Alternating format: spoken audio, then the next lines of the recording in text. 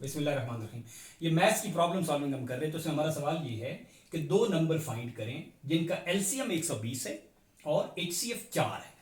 पहले तो हर सवाल को दो दफा पढ़ना चाहिए कि दो नंबर हैं, एलसीएम 120 है, एचसीएफ 4 है। ओके, तो जब एचसीएफ और एलसीएम आ गया ना, तो पहले तो इन दोनों चीजों को थोड़ा सा रिफ्रेश करें कि एचसीएम में होते क्या है। LCM least common multiple. Multiple क्या होते हैं? दो का मल्टीपल क्या है? 2, 4, 6, 8, जो उसके पहाड़े में आते हैं मल्टीप्लाई करने से जो आते हैं। मिसाल के तौर पे कोई नंबर पी है ना, तो उसके multiple 2p, 3p, 4p, 5p, 6p, ठीक, तो उसको मल्टीप्लाई करते जाएं उतनी दफा, ठीक है ना। ये जहां तक p है। क्यू कोई नंबर है, उसको मल्टीप्लाई करते जा रहे हैं, तो ऐसे फर्ज करें, राइट। तो ये तो जा रहे हैं आगे, क्योंकि मल्टीपल तो नहीं खत्म होते ना, आगे इन्फिनिटी तक चलते जाते। ये किसी न किसी जगह आपस में मिलेंगे और कई दफा मिलेंगे, राइट। जहां पे फर्ज करो ये एक फ्रॉग है, ये 2 का जंप लगाता है, ये 3 का जंप लगाता है, तो 6 के जंप पे तो मिल जाएंगे ना। या एक छोटा पहिया है और एक बड़ा पहिया है, या एक ट्रेन है जो चलती है, उसके स्टॉप हैं हर 5 किलोमीटर पे, तो एक ट्रेन है जिसके स्टॉप है हर 10 किलोमीटर पे, तो हर 10 किलोमीटर पे तो ट्रेनें दोनों इकट्ठी हो जाएंगी ना। तो ये इस किस्म के मसाइल के लिए आता है, यूज होता है। तो यहां पे जहां सबसे पहले ये इकट्ठे हुए हैं, ये वो उनका ऐसा कॉमन मल्टीपल है जो सबसे छोटा है। इसके अलावा अगला आएगा, फिर अगला आएगा, ठीक है। तो इसको कहते हैं इनका कॉमन मल्टीपल, लेकिन सबसे छोटा, राइट। ये क्या होता है? एचसीएफ, जो इन दोनों नंबरों को डिवाइड कर सकता है। इन दोनों नंबरों को कई नंबर डिवाइड कर सकते हैं, लेकिन उनमें से सबसे बड़ा कौन सा है? तो ये डिवाइडर है। असल में ये क्या है? डिवाइडर, लेकिन लार्जेस्ट डिवाइडर है, ठीक है। और ये क्या है? असल में मल्टीपल है। तो ये तो बुनियादी कॉन्सेप्ट हो गया। अब इसको थोड़ा सा ड्रिल डाउन करते हैं, इस कॉन्सेप्ट को, कि आप देखें कि p है ना, तो हम इस नंबर को अगर तोड़ते हैं प्राइम नंबर्स में, प्राइम नंबर तो पता है ना आपको, प्राइम नंबर्स क्या होते हैं? जो अपने आप हाँ, कहां से शुरू होते हैं? 2 से। 1 नहीं होता प्राइम नंबर्स। इसको कहते हैं फंडामेंटल थ्योरम ऑफ अरिथमेटिक्स। ये बाद में किसी में करेंगे, फंडामेंटल थ्योरम ऑफ अरिथमेटिक्स, जिसकी वजह से 1 को प्राइम नंबर नहीं लिया जाता, वरना वो प्राइम नंबर की डेफिनेशन पे पूरा उतरता है। अपने और किसी के अलावा डिवाइड नहीं होता, लेकिन 2, 3, 5, 7 ये क्या है? Prime number. तो प्राइम नंबर्स अगर हम इसमें करें, फर्ज करो हम जनरल लेते हैं कि ये प्राइम नंबर्स हैं A, B, C, D, चलते जा रहे हैं, ठीक है। ये प्राइम नंबर का सेट है। P को हमने तोड़ा है, तो प्राइम नंबर में मिले हैं A, B, C, एक केस है। Q को हमने तोड़ा, एक दूसरा जो नंबर था, तो हमें मिले B, C, D, राइट। अब देखें कि इन दोनों में कॉमन क्या है? BC, यानी कि BC जो है वो इसको भी डिवाइड कर सकता है और BC इसको भी डिवाइड कर सकता है। सिर्फ B ले ले तो वो भी इसको डिवाइड कर सकता है, और सिर्फ B ले ले तो वो भी इसको डिवाइड कर सकता है, लेकिन सारा कॉमन ले तो वो सबसे बड़ा नंबर अब मिल जाता है जो दोनों को डिवाइड कर सकता है। P और Q को कौन कौन डिवाइड कर सकता है? B कर सकता है ना, B can divide both, C can divide both, B जरब C कैन डिवाइड बोथ। तो सबसे बड़ा कौन सा होगा जो असल में कॉमन आया? BC। तो ये हमारा निकला, B जरब C हमारा क्या निकल गया? HCF, common factor, common divider. इसलिए इसको GCD भी कहते हैं, ग्रेटेस्ट कॉमन डिवाइडर, ठीक है ना। ये हमारा GCD आ गया। ओके, अब देखें कि इस इंफॉर्मेशन से हमें अगर निकालना पड़े ये वाला कि कहां पे जाके मिलेंगे, एलसीएम कौन सा है, कि इनका मल्टीपल, ठीक है, तो वो हम बड़े आसानी से निकाल सकते हैं ऐसे। इनका जो मल्टीपल आएगा ना, P जरब Q ना, सॉरी, जो मल्टीपल आएगा, एलसीएम आएगा, वो हम ये कह सकते हैं कि अगर हम ऐसा नंबर लें जिसमें इसके सारे प्राइम नंबर एक दफा कम से कम आ जाएं, A, B, C और D, तो इसमें चूंकि A, B, C, P के दोनों आ गए ना, तो लिहाजा P इसका मल्टीपल ये है, ठीक है। इसमें चूंकि B, C, D भी आ गए हैं, तो जैसे ये Q का भी मल्टीपल है। तो इसमें कोई रेपिटेशन भी हमने नहीं की, तो इसलिए ये सबसे छोटा मल्टीपल है। ऐसा भी हो सकता था A, B, C, B, C, D, ऐसे हम कर सकते थे, वो भी है मल्टीपल, लेकिन वो फिर बड़ा वाला मल्टीपल है। सबसे छोटा मल्टीपल ऐसे आता है।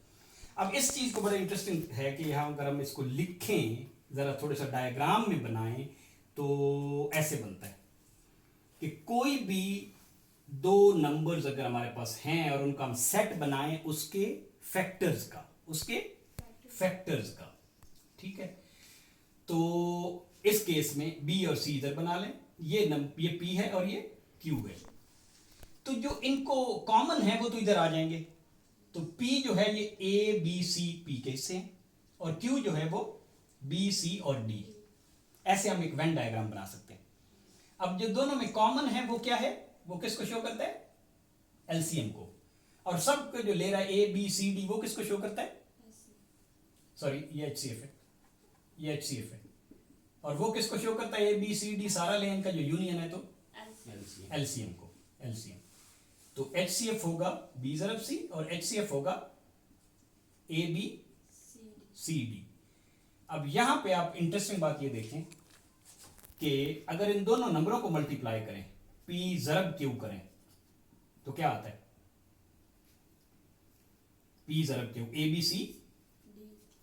सी और B C D, A B C और बी सी डी, ठीक है। तो ये एग्जैक्टली वही आता है जो एलसीएम और एचसीएफ को ज़रब दें तो, क्योंकि एलसीएम ने हमने ये सारे ले लिए और फिर जो कॉमन था वो भी ले लिया। तो इसमें भी यही हो रहा है कि हमने सारे ले लिए ए बी सी डी और जो कॉमन था वो जरा एक दफा और भी आ गया है। तो यहां से नतीजा ये निकलता है कि दो नंबर्स को अगर ज़रब करें तो वो एग्जैक्टली वही आ जाता है जो उसके एलसीएम और एचसीएफ को ज़रब करके आता है। एलसीएम और एचसीएफ को ज़रब करें तो वो वही आता है जो दो नंबरों का प्रोडक्ट है। और ये बहुत बड़ा असूल है, ठीक है ना। इन दोनों को ज़रब देंगे तो वही आएगा ना कि ये सारे एक दफा आ जाएंगे, ठीक है, और ये दो दफा आएगा क्योंकि इसका भी हिस्सा इसका भी हिस्सा है। जो सारे एक दफा लिए थे वो एलसीएम था और ये एचसीएफ। बात समझ आ गई? तो अब अगर ये असूल समझ आ गया है, ठीक, तो अब हमारा सवाल भी आसान हो गया। अब हम इसको मिटा के वापस चलते हैं कि हमारा जो ये सवाल है इसको अब हम इस तरह लेते हैं कि हमारे दो नंबर भी पी क्यू हैं, लेकिन इनके कॉमन जो यहां पे आना है वो क्या है, 4। तो 4 कैसे बनेगा, 2 2 से। एक 4 से तो नहीं बन सकता, एक ही चॉइस है, 2 ज़रब 2। तो इधर तो होगा 2 ज़रब 2। बाकी जो बच जाएंगे वो कुछ पी को जाएंगे कुछ क्यू को जाएंगे, ऐसे ही है ना। बाकी जो बच जाएंगे वो पी को भी जाने चाहिए और क्यू को भी जाने चाहिए। लेकिन टोटल हैं कितने, पहले ये निकालते हैं। टोटल कितने हैं वो निकाल लेते हैं। मिसाल के तौर पे 480, दोनों को मिला के कितना आना चाहिए, 480, ठीक है ना। सबको मिलाएं, सबको ज़रब दें तो कितना आना चाहिए, 480। यही तो हुआ था ना वाला। तो 480, तो 480 अगर हम करें, ठीक है, तो वो कितना आता है, यानी दोनों को मिला के, क्योंकि एचसीएफ और एलसीएम को ज़रब देने का मतलब यह है कि दोनों नंबर्स को आपस में ज़रब दिए। यही हमने साबित किया ना पहले। यहाँ पे मैं असूल लिख रहा हूं कि एलसीएम ज़रब एचसीएफ जो है वो पी ज़रब क्यू के बराबर है। तो हमारा इस केस में एचसीएफ एलसीएम 124, तो पी ज़रब क्यू को सबको ज़रब करें तो 120 ज़रब 4 यानी कि 480 आएगा। तो 480 को जरा तोड़ते हैं, 120 या 240, 240, 120, 60, 30, 15, 3, 5। तो 2 आया, 1 2 3 4 5 दफा तो 2 है, 5 दफा 2 है ज़रब, एक दफा 3 है और एक दफा 5 है। ये है ना, ये इसका प्राइम फैक्टर हो गया। 1 2 3 4 5 दफा 2 3 5। अब 2 2 तो इधर कंज्यूम हो गए, ठीक। अब चॉइस क्या रह गए कि कितने 2 रह गए, 3 2 रह गए।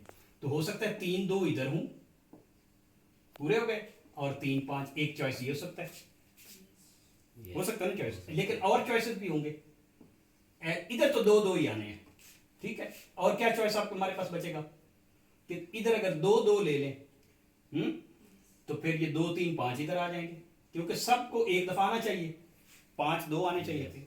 और क्या चॉइस हो सकता है, इधर सिर्फ 1 2 आ जाए और इधर कितने पे बाकी बच जाएंगे, 2 2 3 2 2 3 और 5। और क्या चॉइस हो सकता है, इधर तो 2 2 ही आना है क्योंकि कॉमन तो 4 ही है। 2 3 2 3 भी हो सकता है, वेरी गुड। तो 1 2 3 4 5 2 हो गए, तो इधर 5 हो गया। Yes. और क्या चॉइस हो सकता है? 2 5 इधर 2 5 भी हो सकता है। तो अब 2 3 2 2 3, और तो ये हमारे पास चॉइसेस हैं। इसमें से हम P भी निकाल सकते हैं, Q भी निकाल सकते हैं। P कैसे निकालेंगे इसमें से? ये P है और ये Q है। 2 ज़रब 2 ज़रब 2 8, और Q क्या है? 5 ज़रब 3 ज़रब 2 ज़रब 2 ज़रब 2। तो इन सारे पांचों केसेस में हम P भी निकाल सकते हैं, Q भी निकाल सकते हैं। हर एक केस में ये कंडीशन फुलफिल होती है कि HCF 4 है, क्योंकि HCF कॉमन सब में 4 है, और LCM कॉमन सब में, 1 ठीक है, 120 है, क्योंकि ये जो बाकी ये बाहर वाला बच जाता है ना, जो इनका यस ये इनका HCF ही बच जाता है ना, क्योंकि बाहर है। ठीक हो गया। तो ये हमारे पास इतने सोल्यूशन बनते हैं, 1 2 3 4 5 सोल्यूशन।